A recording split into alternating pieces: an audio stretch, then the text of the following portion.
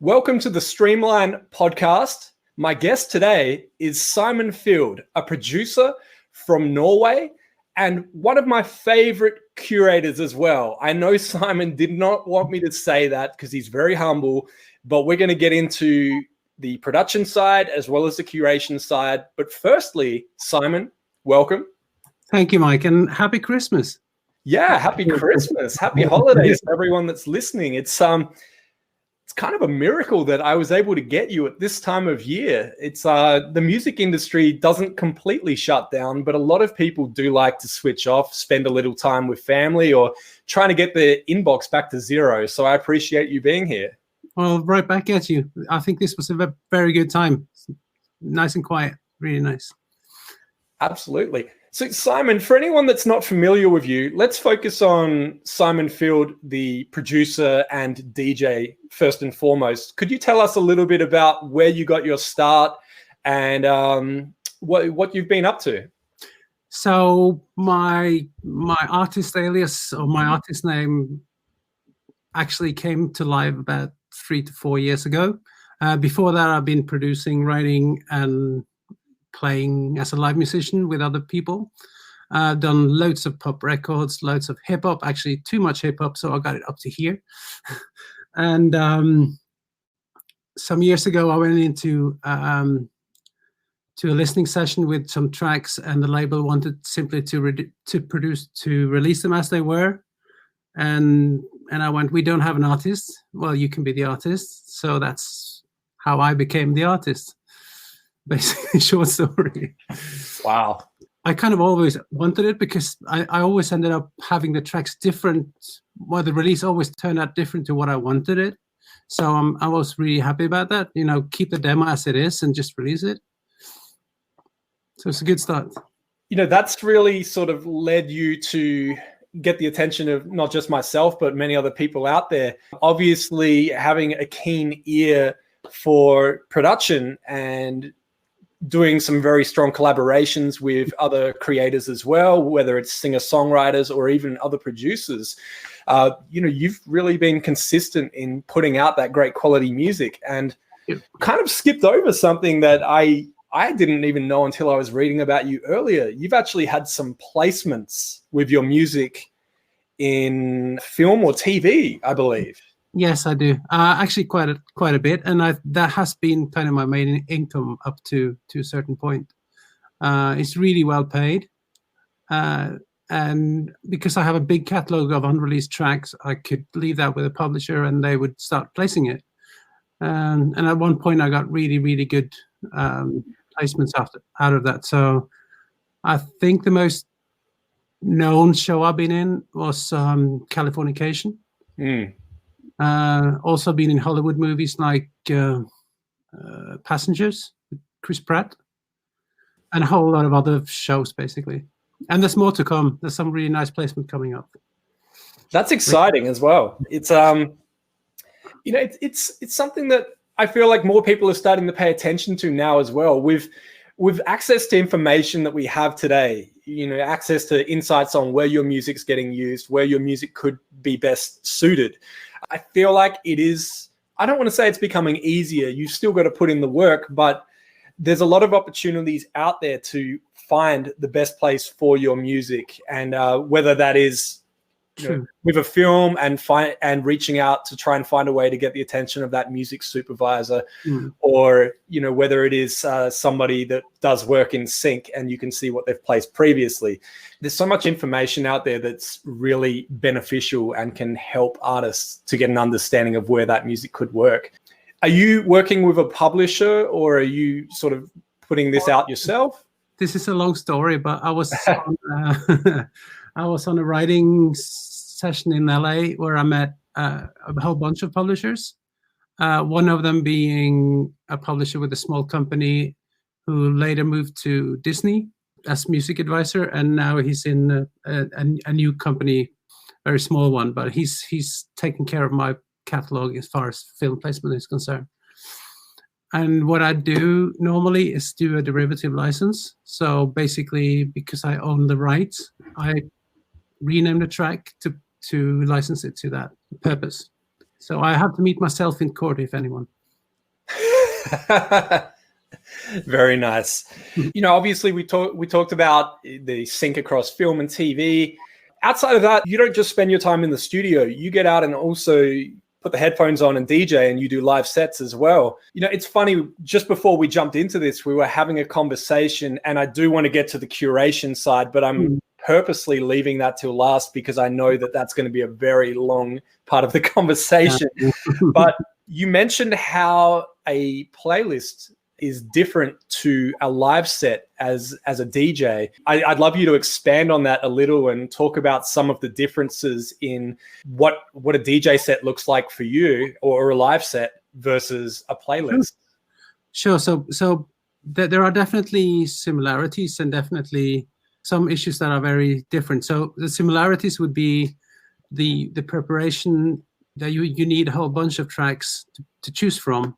You need to pick a style or a mood that you should cover that night, and that sort of things. A playlist is actually more static than a live set because you need to think about people coming into playlist, think about starting with something familiar so you're sure they get the idea what this style is about.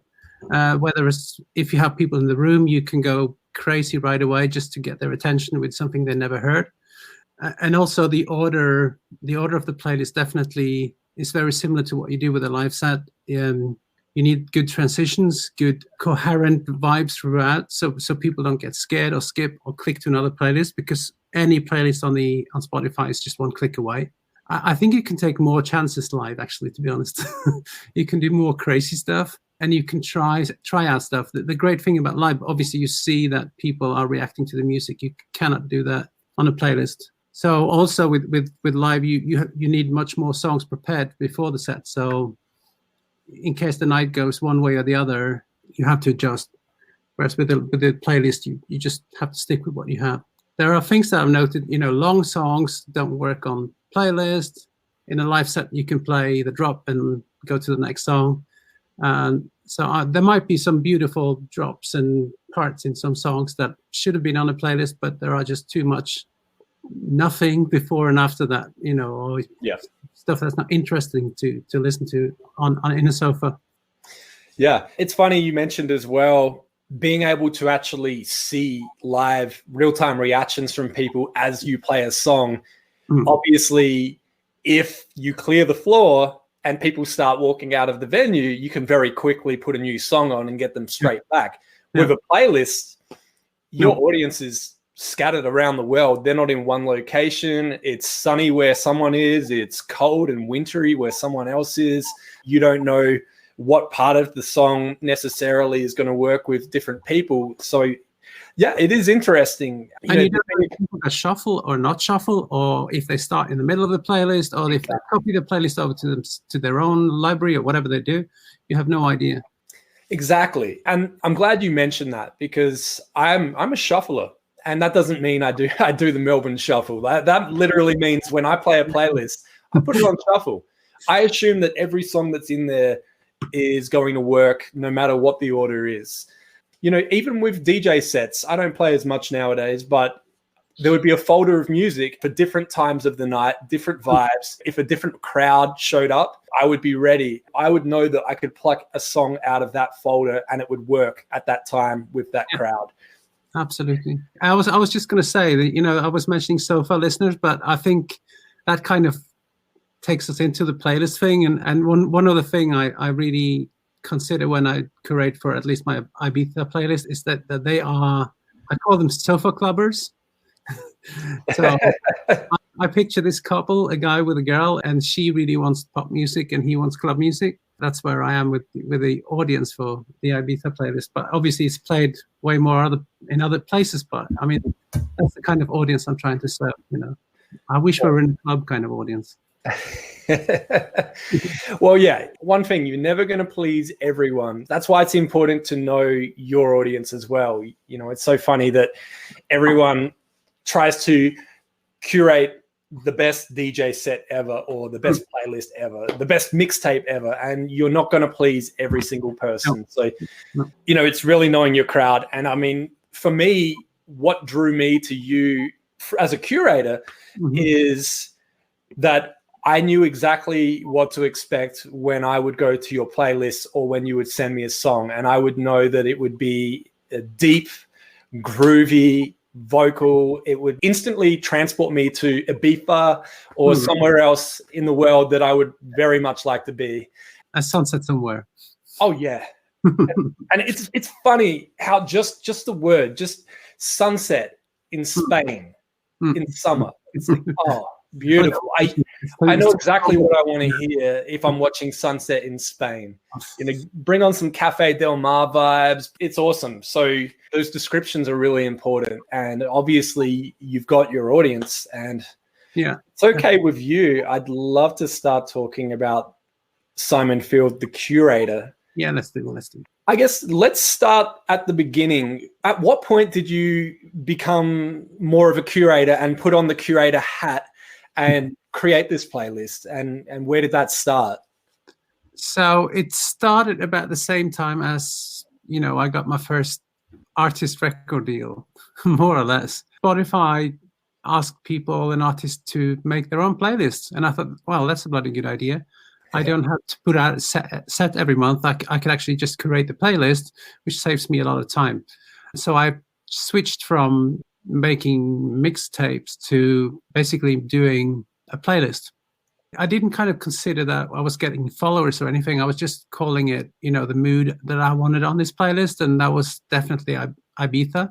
So Ibiza was definitely the kind of home for my music. And I wanted to make a home for my music as well. It's somewhere where I can put, like a record shelf that was, imaginary record shelf where I can put my own songs. And that was the whole idea with this playlist. And it just developed from there. As soon as I started to see it was getting followers, it was really satisfying. I upped the focus a little, and I realized I got more followers. So I started to put a brand on it, put a image on it, and stuff like that. And also taking more care of the curation. One thing that I've noticed is it looks very clean as well. I mean, yes, we can talk about the music and the fact that the music works together. We already covered that it works well on shuffle, and all of the music flows nicely no matter what the order is that you listen to it.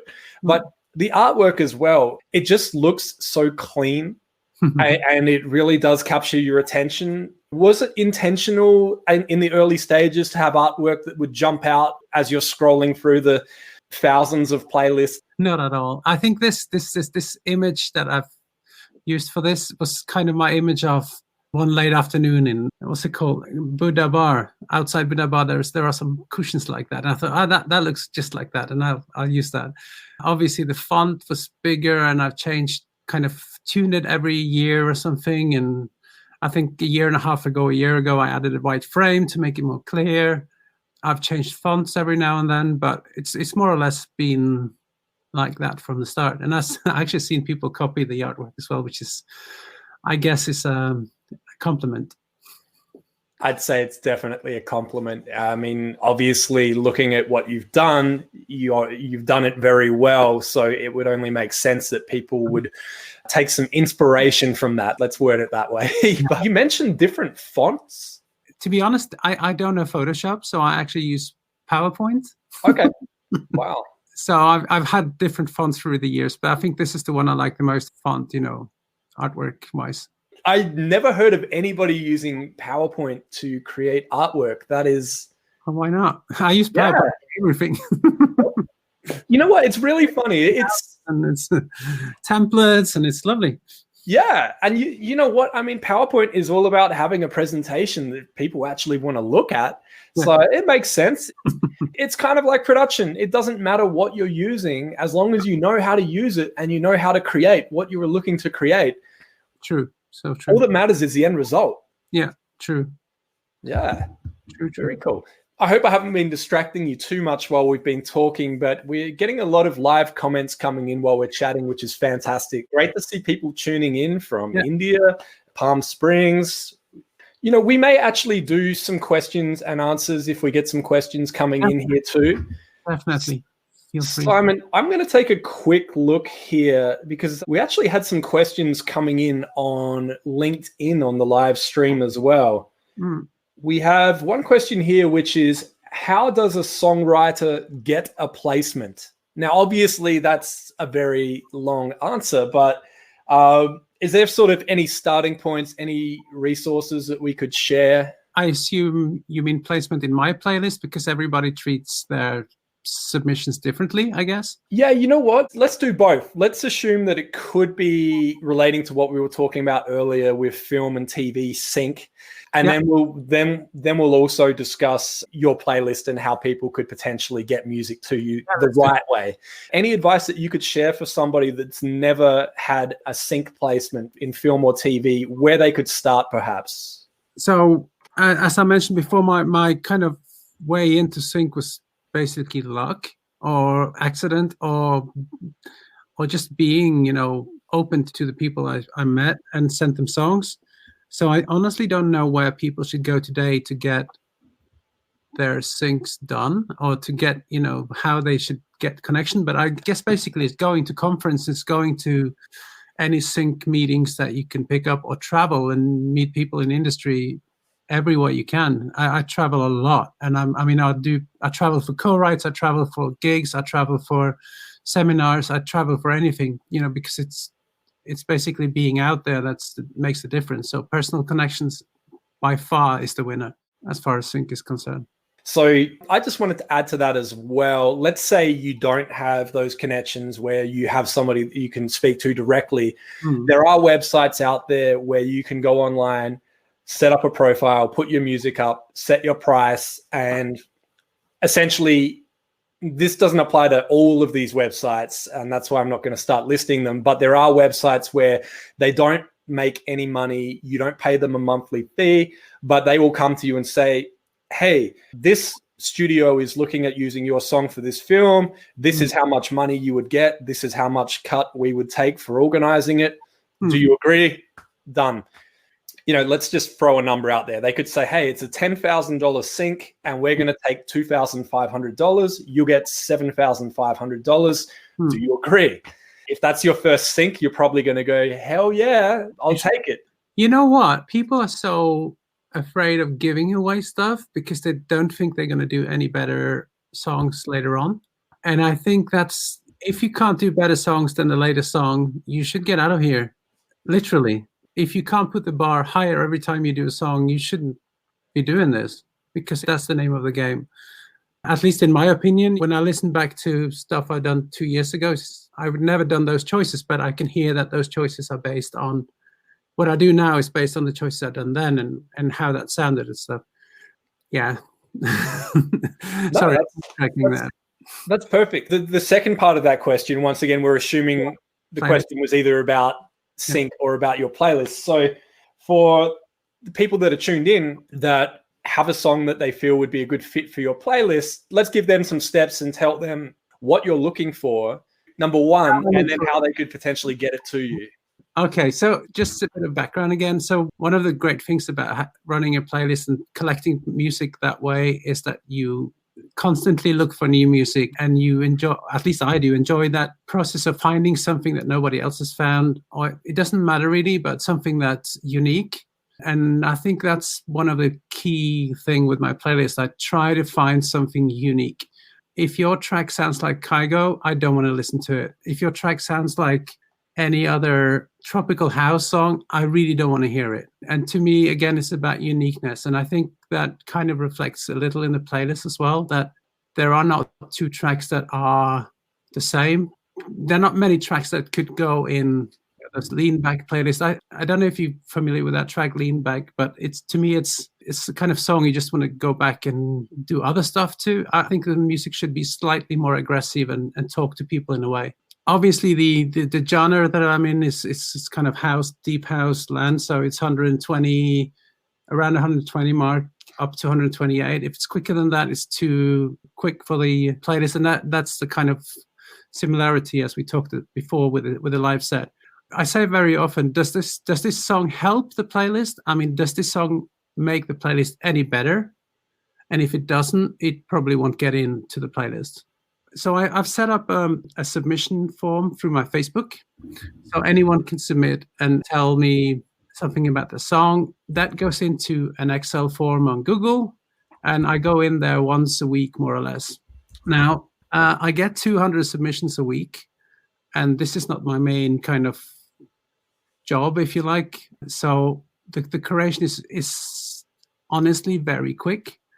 I probably spend a few seconds on every song, and what I do is first look at the title. If the title is not unique or unique, I'd spend more time on it. If maybe the artwork is showing something unique, that can pull you in. And then I skip around the song to hear if what the song is about, and that's how much time I'll probably spend. I guess 5 seconds, 10 seconds. I don't know. It sounds like a very short amount of time, but it actually does not take more time to at least do the first filtering. So once I've done through all the songs, I put like 10 songs, 20 songs, depending on the submissions, into my inbox, my infamous inbox. And it might stay in that inbox for a week or two even, because that inbox is what I listen to when I drive, when I do other stuff, and then I find that I have more time that I can spend listening through the entire song and see what it's about. Do I feel it still? And if I do, I add it to a playlist. And if I don't, I just delete it again. So people ask for feedback. It's literally impossible to give feedback to everybody. It will just kill my week. But that's kind of the short story of how, tracks get into my playlist. I mean, there's definitely loads of people who come straight to my DM and pitch songs. And Mike, we could talk forever about those, because they are all shades of rudeness, and they assume that, you're sitting there doing just this, which you really don't. So what I'd normally do with people who contact me directly is reply with the submission link, so people can go and submit it. Like, thank you for sending me the song. Please submit your music here. And I mean, just imagine you're on a bus, or you're on a private conversation, you're at the dinner, and you see your Instagram is red light, got a number. You want to see what it is. And some people really get annoyed that I don't listen to it right away. I don't know, that's probably their world. That's where they come from. But please consider the receiver, and consider that I'm most likely not able to listen at that point, but I will. Yeah. And, I'm glad you mentioned that, because one thing that we need to remember is that when you're sending that DM, especially, even more so than an email, you're going into that person's space, sometimes their personal profile. Yeah. You're not making money from curating this playlist. Not at all. You have a job, you have many things that you do outside of this. And also with time zone differences, it's very unlikely that somebody is going to send you a DM and get you at exactly the right time. So they need to know that, hey, when Simon comes back, this will be a short, sweet message for him, and I'm going to respect his space. I know what you mean. And I don't want to start talking about too much on the negatives, but obviously just keeping in mind that person you're messaging is a real person. They have a bunch of other things going on. You don't know necessarily what's happening in their life at that exact moment either. So you just need to be careful of that. And most importantly, I mean, I'm sure you can speak to this as well, but when I get a message that I can tell it's personalized, so they've actually listened to the playlist first, and they know that their song would be a good fit. Yeah. That really shows. And if they're right, then they've got my attention, and even if I don't necessarily place or do anything with that song, the way that they've approached and the fact that they've done their research, I'm more likely to check their next message sooner. Don't put the fucking URL into the first message. It's as simple as that. Don't do that. Ask first, is it okay that I send you a song? And if that's the approach, it's more likely to get yes than that you just send a song.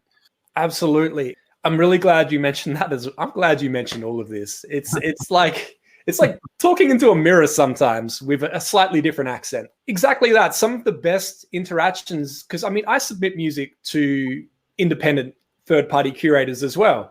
And some of the best interactions have been a very short message where there's no link, just simply asking, is there a way that I can send you music? What's your process? And I'll happily follow it. People are so appreciative of that and so grateful. And the fact that they can come back to you and say, look, please don't send it to my email. My email is a mess. I ask everyone to do submissions from this form, and I listen to them in the order they're submitted. So if you stop what you're doing and submit right now, you're going to hear from me. Well, you're going to potentially see something sooner. I'll tell you, Mike, how easy it is. So what I do, I take all the URIs from the submission forms, the Excel, and cut and paste that straight into a new playlist. And that takes all the tracks that are submitted into one playlist. So there's no cutting and pasting. I literally go through that playlist that are the 100 to 200 songs every week. I think that's the best way. And like you said, you're listening to it in order. As long as they've included the correct link, most importantly, you're going to be able to hear it. If they don't give you the Spotify URI or a URL, then you're not necessarily going to hear it because it won't translate into that playlist for you to listen to. True. We got more questions. Woohoo! I do apologize if I pronounce your name incorrectly. I know we've spoken before, but I'm going to attempt here. So Dhruva has a question. What is the secret source of success for the UK and US music industry? I can take one approach, and it ties into the playlist. It ties into what I do. It ties into my music production. And it's one kind of aha moment that I found when I got some lessons, not lessons, but online course with Mike Monday. I can recommend doing that. It's going to open your eyes. So MikeMonday.com, I guess. So what he's teaching is that if your track is unique, you're going to have no competition. If your track sounds like something else, you're going to have so much competition you wish you should die.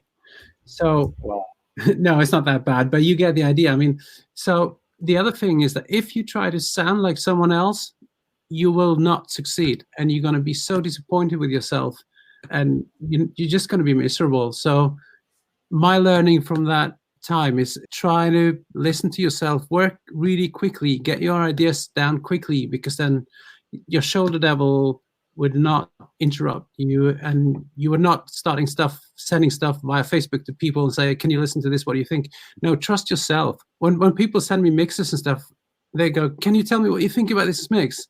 And the only thing I can tell is that if you like it, that's the way it should be. So my point is trying to listen to yourself, because nobody's like you. If you listen to yourself and your own ideas, that's going to be unique. Nobody's thinking like you do.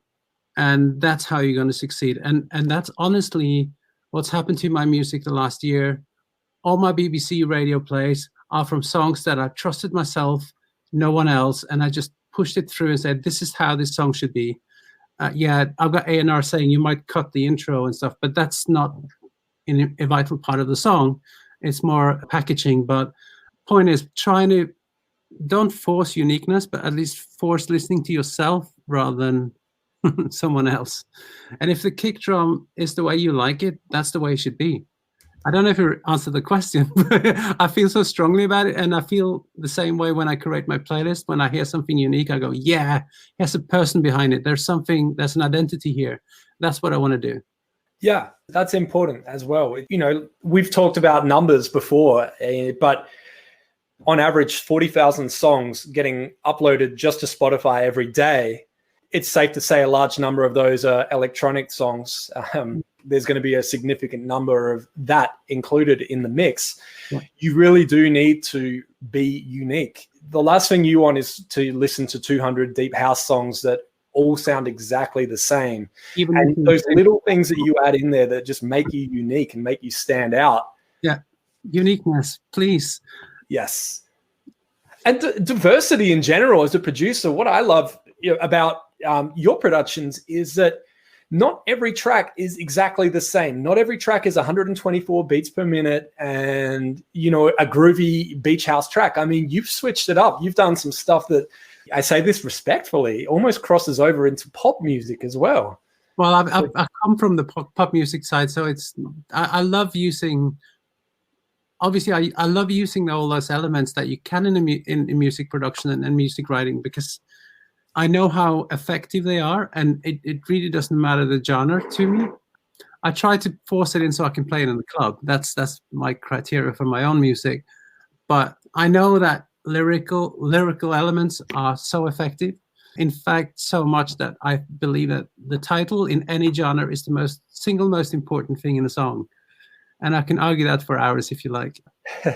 No, but seriously, that's the peak of the song. That's what you build up for. That's what you want people to remember. That's what you want people to type when they search your song on Spotify or YouTube or wherever.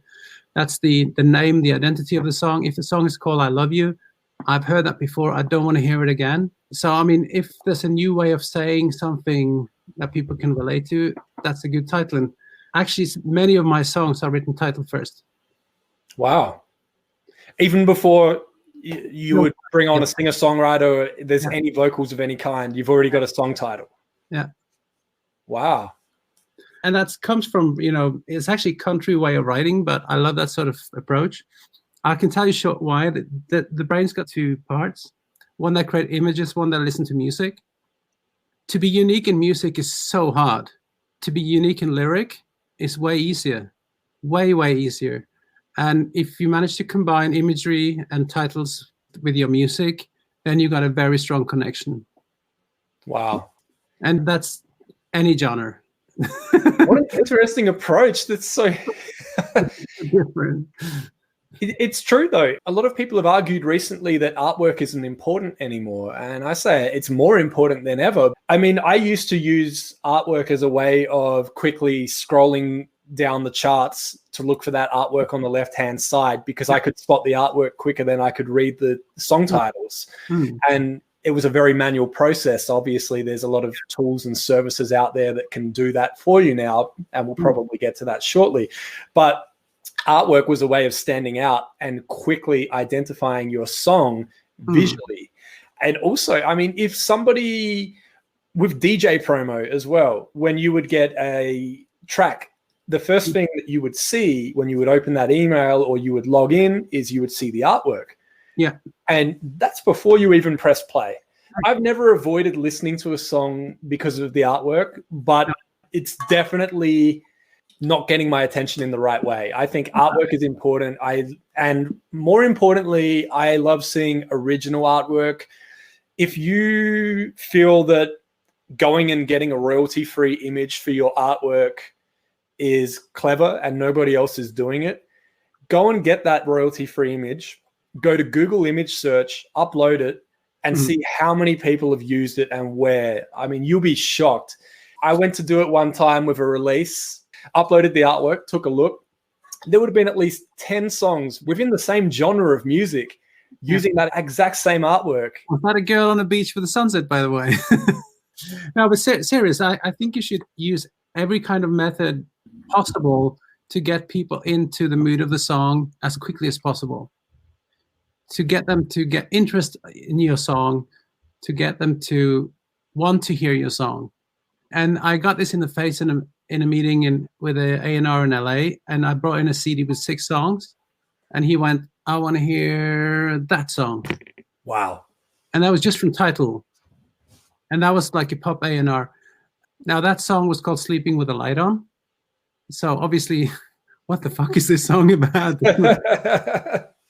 So, I mean, it's that sort of, even I think I've read some interview with, I can't remember who it was, but with production, if there's a song about a theme, if the song is about wind, start with a bloody wind so you get people into that mood. Yeah. If it's about war, start with a fucking war drum or a trumpet or something, something that sets the mood straight away. You don't have many seconds to get people into a mood.